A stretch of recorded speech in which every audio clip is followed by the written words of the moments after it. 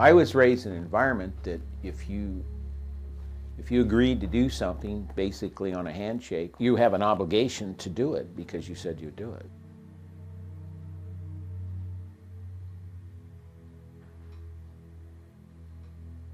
Not only obligation to do it, but to do it the best that you know how or can possibly do.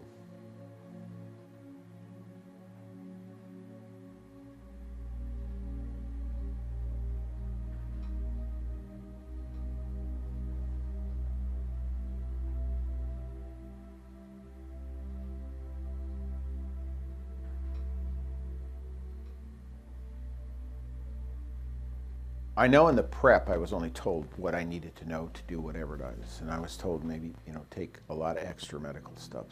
And I could observe, talking to the guys, that they were carrying a lot more ammo than they ever do. And I knew as we were going deep into Laos, because Dak To was 5 minutes from the border by air, and we flew about 45 minutes. From the get-go, after we crossed a certain line, we started taking ground fire. We hit the ground, we were skirmishing from the first day. We started taking injuries.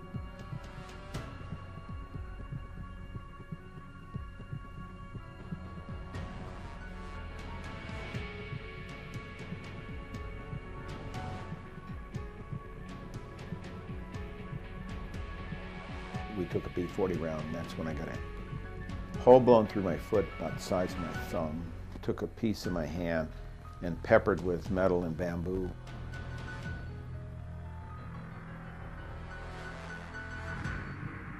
So we continued to fight. We weren't getting much sleep. We weren't eating.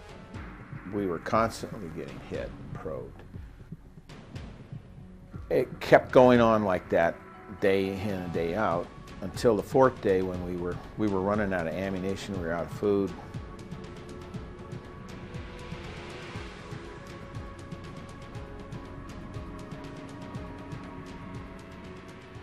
We got to the LZ, the first chopper came in. We got the wounded up on the first chopper, and the yards were itching to get out of there, so more got on the first helicopter than we thought we should have. The second one came in, picked up some more, and that left about 35 of us on the ground. The third one came in to get us, and that helicopter was taking a pounding as it came in to get us. By the time we got to the tail end of the helicopter, we got up on the tailgate, and he lifted off, and we still kept taking rounds. You could hear the popping, and I remember sitting on the tailgate at that point with Bernie Bright, Sergeant First Class Bernie Bright, and all of a sudden the helicopter went quiet, and well, that's because the engine quit. To this day, I'm not sure which one of us said it, but Bernie and I were talking, and one of us said, we're going to crash, and the other one said, yep, we're going down. And we just sat there, arm in arm, looking at the ground coming up.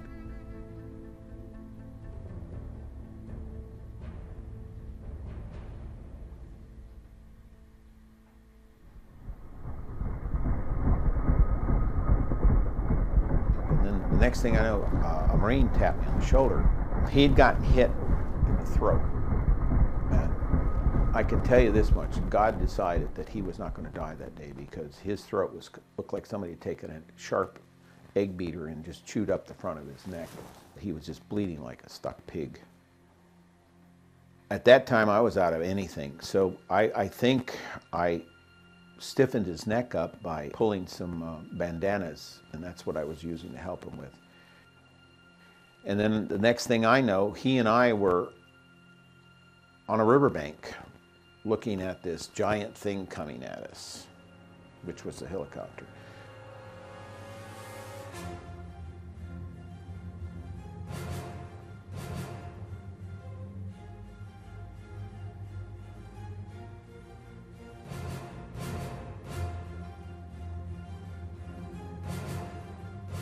And it stopped about maybe, it could be 10 feet, it could have been 5 feet, I don't know.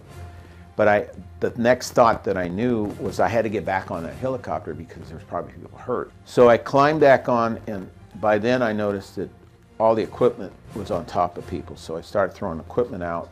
And I remember as we were pulling people out, if we found a weapon, we would sling it over their neck. A lot of good it did, because probably, I don't think there were probably 20 rounds by then between the rest of us.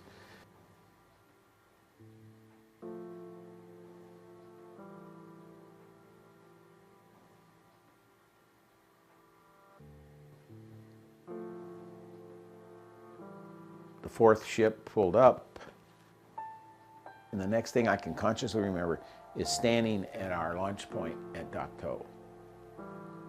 And I know I didn't walk there, and I know I had to get on that fourth helicopter, but I honestly can look you in the eye and tell you, I can't even remember getting back off that downed helicopter myself. I'm a religious individual, and I honestly believe that somebody up there decided that those of us that survived that crash, and he decided that we weren't going to die that day.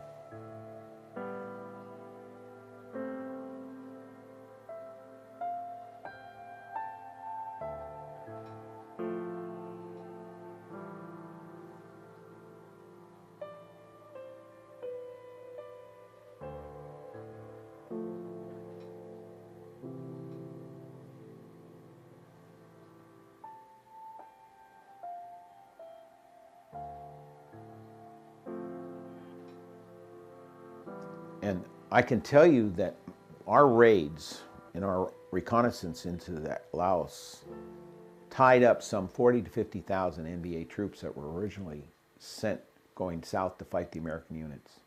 There's 58,000 names on that wall. And I don't know if without our unit doing what we did, would that wall have 100,000 names on it. On that operation, it just wasn't the Army. It's a collective medal from my perspective. All the courage and honor and the dedication to duty that those men served, and went for 30 years not even being acknowledged, let alone recognized. It points to the fact that the men and women that served in that time frame were honorable, and they deserve some type of recognition. And I think this medal somewhat points to the fact that you could say, faithful servant, well done.